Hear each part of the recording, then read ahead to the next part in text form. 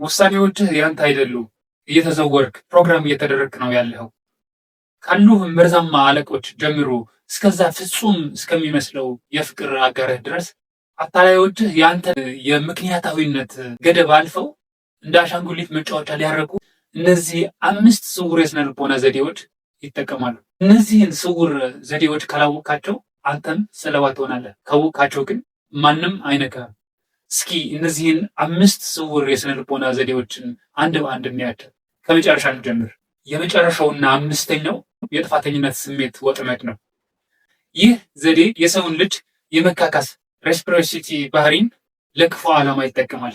አታላዩ ምንም ሳትጠይቁት ውለታ ይውላችሁና ነገር ግን ይህ ውለታ አንተን በኋላ ላይ ወጥመድ ውስጥ ለማስገባት የተደረገ ነው። የፈለገውን ነገር እንድታደርግለት ሲፈልግ ያንን ውለታውን ያላደረገላችሁን ውለታ በመጥቀስ እኔ እኮ እንደዚህ አድርጌልሃለሁ እና ለምን ይህን አታደርግልኝ ብሎ ይጠይቃችኋል ማለት ነው። ይህ ጥያቄ 2 ነገሮችን ያዘለ ነው። አንደኛ የህሊና ጥያቄም ነው። ምክንያቱም ከዚህ ሰጥቷችኋል እንድትመልሱለት ይፈልጋል ማለት ነው። ይሄ የመስጣጣት ወይም ደግሞ የመቀበል የመስጠት ህግ ነው እና ምን ያደርጋል እሱ በጣም ትንሽ ነገር ይሰጣችሁና ከጊዜ በኋላ የሰጣችሁን ነገር በማስታወስ በጣም ትልቅ ነገር ይጠይቃችሁና ያንን ትልቅ ነገር ወይም እጥፍ ይወስዳል ማለት ነው። ከዛም በኋላ የፈለገውን ነገር ሳታደርጉለት እንኳን ብትቀሩ ውለታ ቢስ ወይም ደግሞ መጥፎ ሰው ብሎ ያስፈርድባችኋል። በሰዎች ዘንድም መጥፎ ያስብላችኋል ማለት ነው።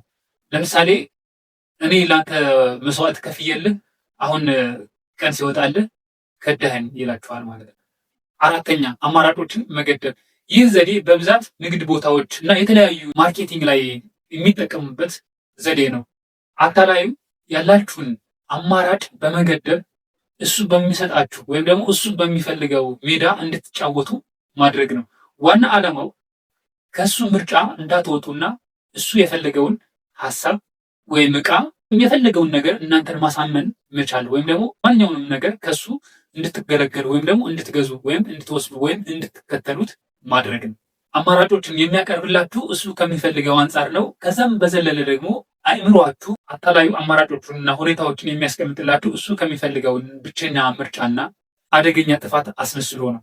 ይህ ደግሞ አእምሮህ አማራጮቹን እንዳያይ በማድረግና እሱ በሚፈልገው መንገድ እሱ የሚፈልገውን ነገር እንድትወስዱ ወይም ደግሞ እንድትመርጡ ማድረግ ነው። ለምሳሌ ያለን ቦታ ውስን ነው፣ አሁኑኑ ይውሰዱ።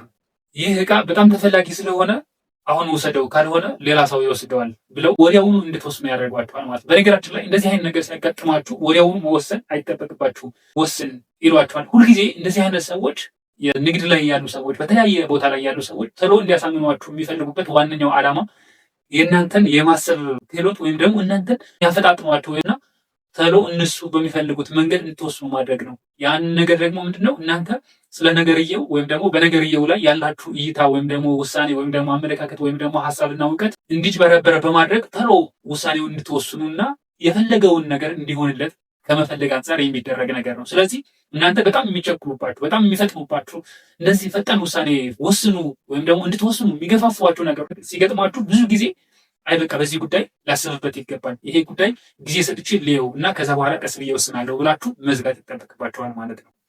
3ኛው ለባለስልጣን መገዛት ነው። ይሄ በጣም የታወቀና ግልጽ ነገር ነው። አብዛኛውን ጊዜ ማህበረሰባችን በተለያየ ዘመን ሰዎች ለስልጣን፣ እውቀት እንዲሁም ለዝና፣ ለተለያዩ ነገሮች በጣም ተቀባይነት ያላቸውን ነገሮች ስናይ ወይም ደግሞ ስንሰማ ብዙ ጊዜ ያንን ነገር የመጠየቅ ልማዳችን በጣም ዝቅተኛ ነው። ስልጣን ላይ ያሉ ሰዎች ከፍተኛ የሆነ ተቀባይነት ወይም ማዕረግ ያላቸውን ሰዎች የሚናገሯቸውን እያንዳንዱ ነገሮች እውነት ነው ብለን ነው የምናስበው።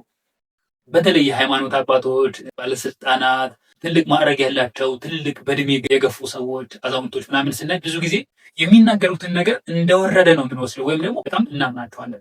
በእንደዚህ አይነት መንገድ እንደውም ብዙ የተጭበረበሩ ሰዎች አሉ ታውቃላችሁ ብዬ አስባለሁ። ስለዚህ ማንኛውም ሰው የሚያወራውን ነገር አሚን ብሎ ከመቀበልና ከመከተል እንዲሁም ደግሞ የማሰቢያ አእምሯችንን ዘግተን እነሱን ከመከተል ይልቅ የሚያወራውን ነገር የምታወራውን ነገር ትክክል ነው ወይስ ትክክል አይደለም የሚለው ነገር በደንብ ማየት ይጠበቅባችኋል ማለት ነው። አሁን የለበሰውን ልብስ አይደለም ማየት ያለባችሁ ማለት ነው። ወይም ደግሞ እንደዚህ ከፊት ለፊት የምታዩትን መልክ ወይም ደግሞ ግርማ ሞገስ እውቀት የሚመስላችሁን ከላይ ከላይ የምታዩትን ይሄ የሚያንጸባርቀውን ነገር በያዘው መኪና ወይም በያዘው ስልጣን ወይም ባለው ሀብት ምናምን አይደለም መመራት ያለባችሁ።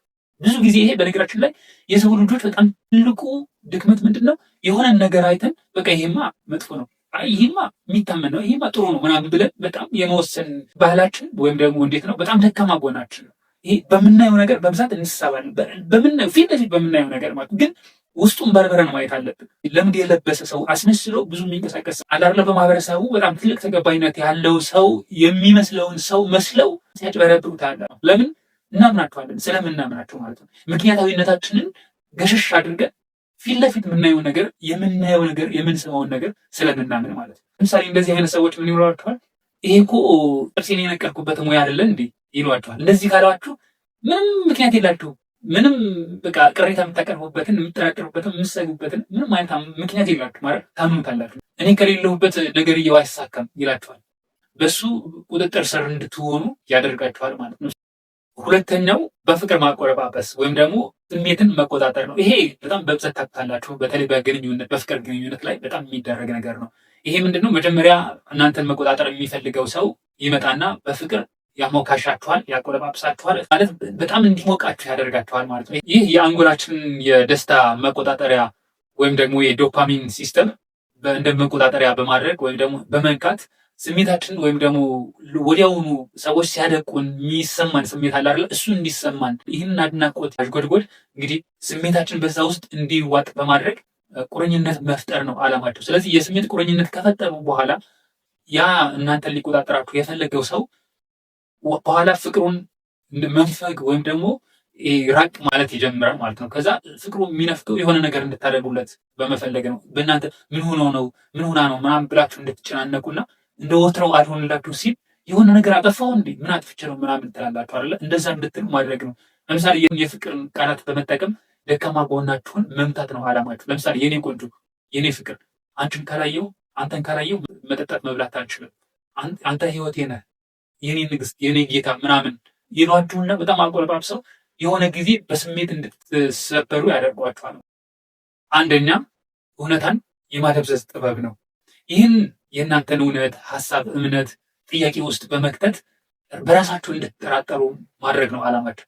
እነዚህ አይነት ሰዎች በእነሱ ሀሳብ፣ አመለካከት፣ እምነት እንዲሁም ደግሞ ሌሎች ውሳኔዎች እንድትመሩ ማድረግ ነው። በአጠቃላይ አላማቸው በእነሱ ጥገኛ እንድትሆኑ ማድረግ ነው። ይህንን የሚያደርጉት ከዚህ በፊት የምታውቁት፣ የምታሰቡት፣ የምታምኑበትን ነገር ሁሉ ማንነታቸውን ጭምር ጥያቄ እንድታነሱበት ያደርጋችኋል ማለት ነው። እናንተ ደግሞ ምን ሆኛለሁ፣ ምን አጠፋው ማለት እንደዚህ ምን አይነት ሰው ብሆን ነው እንደዚህ የሚለኝ ምናምን ብላችሁ መጠየቅ ትጀምራላችሁ። ይሄ ነገር ሲደጋገም በጊዜ ሂደት እንዴ እገሌ እንደዚህ ሲያደርግ አላየህም እንዴ? እንደዚህ ሲያደርግ አላየሽም እንዴ?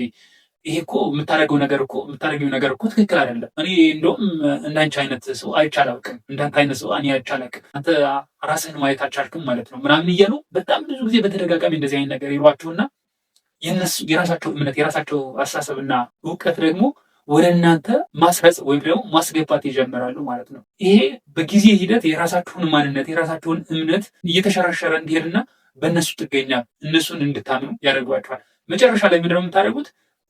የሆነን ነገር እንኳን እውነት መሆኑን እያወቃችሁ ማረጋገጫ ከእነሱ ትፈልጋላችሁ፣ መጠየቅ ትፈልጋላችሁ። እነሱ አጠገባችሁ እንኳን ባይኖሩ በሰበብ አስባቡ እየሄዳችሁ የእነሱ ጥገኛ ማድረግ ነው አላማችሁ። ይሄ በእነሱ ጥገኛ መሆናችሁ ለአንዳንድ ሰዎች የደስታ ምንጭ ሊፈጥርላቸው ይችላል፣ መጠቀሚያ ሊያደርጓቸው ይችላሉ። እናንተ የሆነ ነገር ሲፈልጉ በቀላሉ የመውሰድ ይችላላቸው ማለት ነው። ለምሳሌ እኔ በፍጹም እንደዚህ አላልኩም፣ አንቺ ግን በጣም ስሜታዊ እየሆንሽ ነው ይልሻል። እንደዚህ አይነት ነገሮች በጣም የሚያጋጥሙ ነገሮች ናቸው። አሁን መፍትሄው ምንድን ነው ካልን፣ አንደኛ ቀድሞ ማወቅ መገንዘብ መቻል ነው። ሁለተኛ በጣም የሚያስቸኩል ነገር ወይም ደግሞ የምጠራጠሩበት ነገር ካለ ቆም ብሎ ማሰብ መቻል። ሶስተኛ የስሜት ብልህነት ማሳደግ ወይም ደግሞ በስሜት በደንብ መበልጸግ መጠንከር ያስፈልጋል። አራተኛው ሰዎችን መጠየቅ መረጃን ማሰባሰብ ያስፈልጋል ማለት ነው። እነዚህ የስነ ልቦናና የአእምሮ ዝግጅትን ማድረግ ያስፈልጋል። የሆነ ነገር ፈጥናችሁ እንድትወስኑ የሚያደርጋችሁ ነገር ካለ ቆም ብላችሁ እንድታስቡ ጊዜ መስጠት ያስፈልጋል። ይህን ይመስላል። ቻው።